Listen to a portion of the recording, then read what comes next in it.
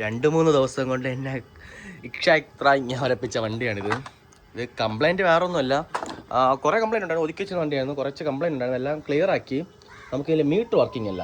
Metre എന്ന് വെച്ച് കഴിഞ്ഞാൽ സ്പീഡും കാണിക്കില്ല, ചാർജും കാണിക്കത്തില്ല. ഇതാണ് ആ പഴയ മീറ്റർ. അപ്പോൾ പുതിയ മീറ്റർ വെച്ചിട്ട് നമുക്ക് കംപ്ലൈൻറ്റ് അത് മാറുന്നില്ല. അതിൽ മാറാനായിട്ട് സീഡ് സെൻസറോ കാര്യങ്ങളോ ഒരു കുഴപ്പമില്ല. വയറിംഗ് കിറ്റാണ് ഇവിടെ ഇഷ്യൂ. പക്ഷേ വയറിംഗ് കിറ്റിൻ്റെ കണ്ടിന്യൂഷൻ നോക്കുമ്പോൾ കണ്ടിന്യൂഷനും എല്ലാത്തിനും ഉണ്ട്. പിന്നെ ഇത് ലിഥിയം ഫോസ്ഫേറ്റാണ് ബാറ്ററി വരുന്നത്. അപ്പോൾ ഇതിന് അഡീഷണൽ ഇതിൻ്റെ അകത്ത് 4 വയർ വരുന്നുണ്ട്. ഇത് ചാർജിങ്ങിൻ്റെ മീറ്ററിലാണ് ഈ വയർ നേരെ പോകുന്നത്. പക്ഷേ അതിൻ്റെയും പ്രോബ്ലം, അതിനും കണ്ടിന്യൂഷനും കാര്യങ്ങളെല്ലാം ഉണ്ട്, ഔട്ടെല്ലാം വരുന്നുണ്ട്. പിന്നെ പഴയ വയറിംഗ് കിറ്റ് നമ്മൾ കിടപ്പുണ്ടായിരുന്നു. ഇതിന് സെയിം വയറിംഗ് കിറ്റ് കിട്ടത്തില്ല. പിന്നെ നമ്മൾ പഴയ വയറിംഗ് കിറ്റിയാണ് കണക്ഷൻ കുറച്ച് അഡ്ജസ്റ്റ്മെൻറ്റ് ചെയ്യണമെന്നേ ഉള്ളൂ. നമ്മളതെല്ലാം ചെയ്ത് വേറൊരു മീറ്റർ വെച്ചപ്പം നമുക്ക് ചാർജ് മീറ്റർ എല്ലാം കാണിക്കുന്നുണ്ട്, എല്ലാം കാണിക്കുന്നുണ്ട്.